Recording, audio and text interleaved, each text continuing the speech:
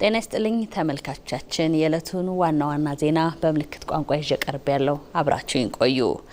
ሀገራዊ ምክክሩ ማህበረሰብን በተለያዩና በስር በሰደዱ ሀገራዊ ጉዳዮች ላይ በነጻነት መወያየት የሚቻልበትን አዲስ ምዕራፍ የከፈተ ነው።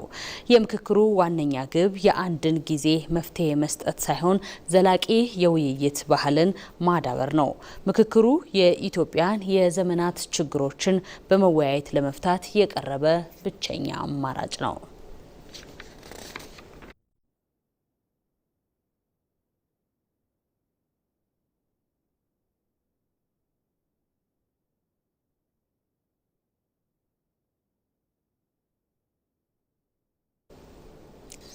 ኢትዮጵያ እየመከረች ነው። ምክክሩ የተለያዩና ስር የሰደዱ ሀገራዊ ጉዳዮችን በነጻነት መወያየት የሚቻልበትን አዲስ ምዕራፍ የከፈተ ባህል ነው። የምክክሩ ዋነኛ ግብ ደግሞ ዘላቂ የሆኑ የውይይት ባህልን ማዳበር እንደሆነ ይገለጻል። በመቋሰል ውስጥ ለከረመ ህመሙን በጋራ ሳያክም ለኖረ በሰከነ መንገድ ተነጋግሮ ችግሮችን መፍታት የተዘጋጀ ስነልቦና ወደ መግባባት ለመድረስ እንደ አንድ የስኬት እርምጃ ይቆጠራል። ታሪክ የሚቀየረው አሮጌው ምዕራፍ አልፎ አዲስ እሳቤ ሲተካ ነውና ኢትዮጵያም ለዘመናት ከተከተለችውና የአሸናፊ ተሸናፊ ፖለቲካ ካገነነው አዙሪት ወጥታ ወደ አዲስ ምዕራፍ ለመሻገር መልህቋን ጥላለች። በሀገራዊ ምክክር ሀገራዊ ምክክር የቆዩ ውስብስብ ችግሮችን በጠረጴዛ ዙሪያ ለመፍታት ታሪካዊ ጅማሮ በመሆኑ ይህ ሂደት ከትናንት የሚሻገር ጠባሳ እንዳይኖር በማድረግ የነገው ትውልድ ተስፋ የሚገነባበት አዲስ ሀገራዊ ትርክት ነው። ለዘመናት ኋላ ያስቀሩንን ብዙ ዘመናት ነጻነት ያለች ሀገር በግጭት በኋላ ቀርነት ውስጥ ለብዙ ጊዜ ሲዳክር የነበረበት ምክንያት ምንድነው የሚለውን ነገር ለመለየት እንዲህ አይነት ውሳኔ ላይ መደረሱ በራሱ አንድ ትልቅ ታሪካዊ ክስተት ነው። በሀገር ታሪክ ውስጥ ትልቁ ነገር ነው ማለት ይቻላል። እዚህም እዛም የሚያንገላቱን ነገሮች፣ ለኋላ ቀርነት የዳረጉን ነገሮች፣ ለግጭት የዳረጉን ነገሮች ምንድናቸው የሚለውን ነገር ይሄ ምክክር ኮሚሽኑ ከህዝብ ጋር ተነጋግሮ ማለት ነው የተለያዩ የህብረተሰብ ክፍሎች ተወካዮች ትክክለኛውን ሀሳብ አምጥተው አጀንዳ ሲይዘው የሀገራዊ መፍትሄ የሚሰጥበት አቅጣጫ ስለሆነ ትልቅ ታሪካዊ ክስተት ነው ማለት ይቻላል። ከግጭትና ብጥብጥ ሰለባነት በመውጣት የሀገር ምሰሶና የመፍትሄ አካል መሆን የሚያስችለው ይህ ሂደት የቆየ ቂም የሚከስምበትና ሁሉም በኔነት ስሜት የሚሳተፍበት የመነጋገሪያው ሜዳ የሚሰፋበትም ነው። በጎጥ በጎሳ በብሔር ሳንከፋፈል አንድ ኢትዮጵያ እንድናስብ ያደርገናል። ለምን አንድ ዓላማ ይዞ ስለሚመጣ አገራችን አንድ ማድረግ ማመካከር ማፈቃቀር ስለሆነ የሚያቀራርቡ ነገሮች ብዙ ናቸው፣ አንድ የሚያደርጉ ነገሮች ብዙ ናቸውና እሱ ላይ ትኩረት በማድረግ ለማህበረሰቡ ታች ግንዛቤ ፈጠረለታል። እላይም ደግሞ ሲሆን አንድ ስንሆን አገር ማሻገር የምንችለው እርግጥ ነው የቆዩና ስር የሰደዱ የፖለቲካ ቅሬታዎችን ወደ ጎን በመተው ወደ አዲስ የጋራ መግባባት መሻገር ቀላል አይደለም። ሂደቱ ስኬታማ እንዲሆን ግን በሳይንሳዊ እውቀቶች ላይ የተመሰረቱ ውይይቶችን ማጠናከርና ያሉ ጥርጣሬዎችን በቅንነት መፍታት ቀጣዩ የቤት ስራ ይሆናል። በዚህ በምክክር ሂደቱ ላይ የሚሳተፍ የህዝብ ተወካይ እንደመሆኑ መጠን እዚህ ውስጥ ወደ ኋላ የሚቀር የህብረተሰብ ክፍል የለም።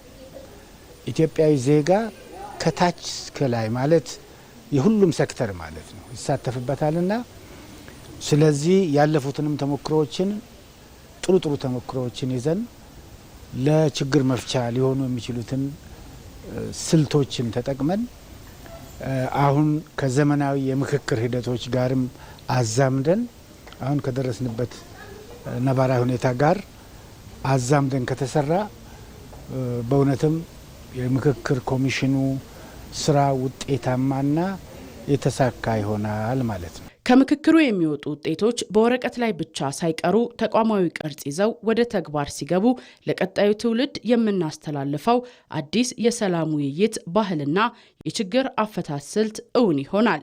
ያኔ በውይይት የሚያምን ልዩነት ሳይገድበው ለመግባባት ቅድሚያ የሚሰጥ አዲስ ትርክት ህይወት ይዘራል። በሀገራዊ ምክክሩ የኢትዮጵያን የዘመናት ችግሮች በውይይት መፍታት የቀረበ ብቸኛ አማራጭ ነው። ሂደቱ ስኬት ታማኝነት ባላቸው ሃይማኖት አባቶች ሚና ይመሰረታል።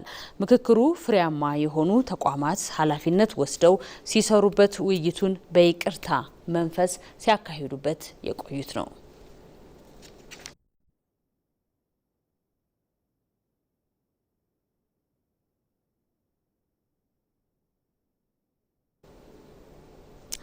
የመመካከር ባህል ማዳበር ለችግሮች ሁሉ መፍትሄ ነው። በሀገር ጉዳይ የሁሉም የጋራ ምክክር ወሳኝ ነው። በውይይት በጋራ በላይ በብዙሃነትና በትውልድ ማሰብ ሀገርን ማሻገርን ያመጣል። ሀገራችን ወደ አንድ መምጣት አለባት የሚሉ ሀሳቦች የያዘ ስለሆነ እጅግ በጣም ደስ የሚል ነው። ሀገራችን ከዚህ በፊት በነበረው ታሪክ ወደዚህም ወደዛ መሳሳቦች ነበሩ። አሁን እጅግ እድለኛ የኮሚሽን ተቋቁሞ ሀገራዊ አጀንዳ አሰባስቦ ለውይይት መብቃቱ እጅግ በጣም ደስ የሚል ነገር ለዓለም ኩራት እንዲሰማን የሚያደርግ ሀሳብ ነው። በዚህ እድሜ ይሄ በማየቴ አልሐምዱሊላህ ረብል ዓለሚን ብሔር የማይለይ እድሜ የማይለይ ሃይማኖት የማይለይ ሁሉም ያካተተ እንዲህ ነገር በዚህ እድሜ በማየቴ ለአላህ ምስጋናዬን አቀርባለሁ። ይቀጥል ኢትዮጵያ አሁንም እስከ መጨረሻ ትምከር፣ አሳቧ ይሳካ ብዬ ይሄ ነው ጸሎቴ። አገራችን በምክክር ነው ሁሉን ነገር የምታልፈው። በጦርነት በጠመንጃ በማንሳት ሳይሆን በምክክር በጠረጴዛ ዙሪያ ተመካክረን ነው ወደፊት የምንጓዘው እንጂ በጦርነት በተለያዩ ነገሮች ወደፊት ልንሄድ አንችልም። ኢትዮጵያ የምትሻገረው በምክክር ነው። መልካም ነገሮች እንጠብቃለን። ከዚህ በፊት ከአጀንዳ ማሰባሰብ ተጀምሮ ሲሰሩ የነበሩ ስራዎች አመርቂ ናቸው። ማህበረሰባችን በርካታ የሚያነሳቸው ጥያቄዎች ነው። በርካታ ማንግባባቸው ጉዳዮች ወደ ማግባባት እየደረስን ነው። አጀንዳ ተሰብስቦ አጀንዳዎቹ ለውይይት ቀርበዋል ማለት ነው። የመጨረሻ ፋይናል ደረጃ ስለደረሱ እጅግ በጣም ደስ የሚል ሁኔታ ነው ያለው። ኢትዮጵያውያን አንድ ሆነው በሀገራቸው ጉዳይ ከዚህ በፊት ለምሳሌ ጣሊያን መክነን ያሸነፍንበት ሁኔታ ነበር። አንድ ስለሆን ነው። አሁንም የህዳሴ ግድባችን ኢትዮጵያውያን ከጫፍ እስከ ጫፍ ማንም ሳይደግፋቸው የህዳሴ ግድብ ገንብተው ለዚህ ያብቅተናል። ይህንንም ሀገራዊ ምክክር ኮሚሽን ዓለም በሙሉ በውጤታማነት ያሳካሉ ብሎ ይጠብቃል። በመጨረሻም ሀገራት ከኢትዮጵያ ጋር ያላቸውን ግንኙነት በማጠናከር በትብብር ለመስራት ቁርጠኛ መሆናቸውን ገለጹ። በኢንቨስትመንት፣ በኢንዱስትሪ፣ በማዕድንና በኃይል አቅርቦት በትብብር መስራት ፋይዳው ትልቅ ነው። ሀገራት በዓለም አቀፍ የዲፕሎማሲ መድረኮች ኢትዮጵያ ጋራ መተባበርን ይመርጣሉ። ከአፍሪካ አንድነት ድርጅት ምስረታ ማግስት ጀምሮ የዓለም አቀፉ ማህበረሰብ መናገሻ የሆነችው አዲስ አበባም ዛሬም የዲፕሎማቶች ቀዳሚ ተመራጭ ከተማነቷን አጠናክራ ቀጥላለች። ከበርካታ ሀገራት ጋር የዘለቀው ረጅም ዓመታትን ያስቆጠረው የሁለትዮሽ ግንኙነቷን እንደ መልካም አጋጣሚ በመጠቀም አሁን ላይ ገቢር ነበብ ወይንም ፕራግማቲክ በሆነ የዲፕሎማሲ መርም አዲስ ምዕራፍን ከፍታለች። ሀገሪቱ አንዱን ጎራ ለይቶ ሌላውን ማግለል ከሚከተለው የወገንተኝነት እይታ ወጥታም በተግባራዊ እውነታዎችና በብዝሃ ወገን ዘርፍ ላይ በማተኮር ብሔራዊ ጥቅሞቿን በላቀ ደረጃ ለማስከበር በቁርጠኝነት እየሰራች ትገኛለች። ይህ ደግሞ አዲስ አበባ ከኒውዮርክና ከጄኔቫ በመቀጠል በዓለም አቀፍ ደረጃ የዲፕሎማቲክ ማህበረሰብ የሚገኝባት ሶስተኛዋ አውራ ከተማ ሲያደርጋት የሀገሪቱን የጂኦፖለቲካዊ ክብደት በግልጽም አሳድጎታል። በመሆኑም ትናንት ሀገራት ከኢትዮጵያ ጋር የነበራቸውን ታሪካዊ ግንኙነት ወደ ስትራቴጂያዊ አጋርነት እንዲያሳድጉ ምክንያት እየሆነም ነው። ኢትዮጵያ የናይጄሪያ ስትራቴጂካዊ አጋር ናት። በጣም ጥሩ ግንኙነት ያለን ሲሆን እኔም በዋናነት ትኩረት ያደረግኩት በሁለቱ ሀገራት መካከል ያለውን ግንኙነት ማጠናከር ላይ ነው። በተለይም የስራ ዕድሎችን በመፍጠርና የኢንዱስትሪ ልማትን ለማቀላጠፍ በሚያስችል መልኩ የኢንቨስትመንት ሀብቶች ፍሰትን ማሳደግ ላይ ያተኮረ ነው። በዚህ ገበያ ውስጥ መጥተው ለመሰማራት ፍላጎት ያላቸው በርካታ የናይጄሪያ ባለሀብቶች አሉን። እሱን እናሳድጋለን። ከዚህ በተጨማሪም በተለይ በመሪዎቻችን መካከል በፖለቲካው ዘርፍ ያለውን ትብብር በማሳደግም እንሰራለን። አሁን ላይም ቢሆን በዓለም አቀፍ ድርጅቶች ውስጥ እንዲሁም በአፍሪካ ህብረት ጉዳዮችና በዓለም አቀፋዊ ፋይዳና እንድምታ ባላቸው ጉዳዮች ላይ ተቋሞቻችንን በማስማማት እርስ በርሳችን እንተባበራለን።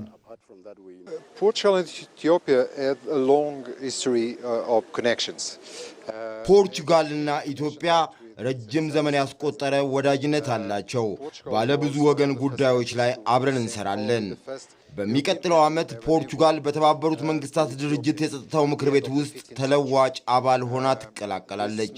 ኢትዮጵያም በባለብዙ ወገን መድረክ ላይ ረጅምና ጠቃሚ ተሳትፎ እንዳላት እንረዳለን። ስለዚህ እኛ በተባበሩት መንግስታት ድርጅት የጸጥታው ምክር ቤት ውስጥ ተለዋጭ አባል መሆናችን በባለብዙ ወገን መድረክ ላይ ያለንን ትብብር ለማጠናከር ያስችላል። በሁለትዮሽ ረገድ ደግሞ አብረን ልንሰራባቸው የምንችላቸው በርካታ ዘርፎች ያሉ ይመስለኛል። ይህም በኃይል፣ በውሃ ሀብት አስተዳደር እንዲሁም በባህል ዘርፎች ላይ እንድንሰራ ያስችለናል። በተለይም በባህል ዘርፍ የቱሪዝም ፍሰቱን ማሳደግ እንደምንችል ተስፋ እናደርጋለን። በኢትዮጵያ አየር መንገድ አማካኝነት በኢትዮጵያና በፖርቹጋል መካከል በረራዎች ተጀምረዋል። ስለዚህ በሁለቱ ሀገሮችና በሁለቱ ሕዝቦች መካከል ያለውን መተዋወቅ ለማሳደግ በትብብር እንሰራለን። ረጅም ዕድሜ ያለውና በጽኑ መሰረት ላይ የተገነባው የኢትዮጵያ የዲፕሎማሲ ታሪክ በዚህ ወቅት በፖለቲካዊ ወዳጅነት ዲስኩር ላይ የተገነባ ብቻ አይደለም። የሀገርን የኢኮኖሚ ህልውና የሚያረጋግጡ የቴክኖሎጂ ሽግግርን የሚያግዝ እንዲሁም የሉዓላዊነት ደህንነትን በተግባር የሚያስከብርን መንገድ ይከተላል። ስለሆነም የሚከተለው በመከባበር ላይ የተመሰረተው የአቻ ግንኙነት በእርግጥም አዲስ አበባ የከተሙት ከ130 በላይ የሚሆኑ ኤምባሲዎች በኢትዮጵያና በሀገራቱ መካከል ያለውን ግንኙነት በተግባርም ለመግለጽ የሚያነሳሳ አዎንታዊ እድልም ፈጥሮላቸዋል። Ghana and Ethiopia have long-standing relations. ጋናና ኢትዮጵያ የረጅም ጊዜ ግንኙነት አላቸው። በጋናና በኢትዮጵያ መካከል የተፈራረምናቸው የትብብር ስምምነቶችም አሉ። ከነዚህ አንዱ እንደ ቱሪዝም፣ ትምህርት፣ ንግድና የመሳሰሉ ዘርፎች ላይ የሚያጠቃልል ስምምነት ነው። በተጨማሪም በሁለቱ የውጭ ጉዳይ ሚኒስትሮቻችን መካከል የፖለቲካ ምክክርም አለን። ኢትዮጵያ የማዕድን ሀገር ናት። በግብርናው ዘርፍም ጠንካራ ናት። ጋናም እንዲሁ። እኛ እጅግ በጣም በተፈጥሮ ሀብት የበለጸግን ሀገር ነን። በተለይም በማዕድን ረገድ ልምዶችን መለዋወጥ እንችላለን። ወርቃችንን ሳናቀነባብር መሸጥ የለብንም። ስራ ዕድልና ብልጽግናን ረጋገጥ ሳይንቲስቶቻችንን አንድ ላይ በማሰባሰብ በእነዚህ ጉዳዮች ላይ መስራት የምንችል ይመስለኛል። እኔም በስራ ዘመኔ እነዚህን ስምምነቶች ወደ ተግባር ለመለወጥ እሰራለሁ። During my tenure, I hope to work closely with the Ethiopian government, African Union and the United Nations. በስራ ዘመኔ ከኢትዮጵያ መንግስት፣ ከአፍሪካ ህብረት እና ከተባበሩት መንግስት የአፍሪካ ኢኮኖሚክስ ኮሚሽን ጋር በቅርብ እሰራለሁ። ከኢትዮጵያ ጋር በትምህርት፣ በወጣቶች ትብብር፣ በግብርና ትብብር፣ በዘላቂ ልማት፣ በመስኖ ልማት እና በውሃ ሀብት ጥበቃ አማካኝነት ይበልጥ የህዝብ ለህዝብ ግንኙነቶችን ለመገንባት እፈልጋለሁ። የኢትዮጵያ ህዝብ በጋራ በመደገፍ በሁለቱ ሀገራት መካከል ይበልጥ የጠበቀ ግንኙነት ለመፍጠር የምሰራ ይሆናል። በተጨማሪም በመከላከያና በደህንነት እሰራለሁ። በመጨረሻም ከስሪላንካ ጋር የተሻሉ አገልግሎቶችንና ቀጥታ የአየር ትስስር እንዲኖረን ማድረግ እንችላለን። የሀገሪቱን የለውጥ ጉዞ ሊያግዝ የሚችል የውጭ ቀጥተኛ ኢንቨስትመንትን በመሳብ የቱሪዝም መዳረሻዎችን ማስተዋወቅ እንዲሁም የውጭ ንግድ ትስስርን በተጨባጭ ማሳደግ አንዱ የዲፕሎማሲው ትኩረት ነው። በሌላ በኩል በቀጠናውና በዓለም አቀፍ ደረጃ የሚነሱ የሰላም ማስከበር ጥያቄዎችን በተግባር በመመለስ የሀገሪቱን ስትራቴጂያዊ ተፈላጊነትን ማረጋገጥ መሰረቱንም አድርጓል። ይህ ደግሞ ኢትዮጵያ ከምዕራባውያንም ሆነ ከምስራቁ ዓለማት ጋር ያላትን ግንኙነት ሚዛናዊ በሆነ መንገድ በማስቀጠል ብሔራዊ ጥቅሞቿን በማንኛውም መንገድ አሳልፎ አለመስጠት የሚል ግብም ይዟል። ስለሆነም ኢትዮጵያ በታሪካዊ የሁለትዮሽ ግንኙነቷ ላይ በመመስረት የጀመረችው አዲሱ የገቢር ነበብና የብዝሃ ወገን ዲፕሎማሲ ጉዞም ሀገሪቱ በዓለም አቀፍ መድረክ ያላትን ተሰሚነት ወደ ላቀ ደረጃ እያሸጋገረው ነው የሚለው አሁን ላይ ሚዛን የሚደፋ ነው። ዜናው አበቃ። ከቀሪ ፕሮግራሞችን ጋር መልካም ቆይታ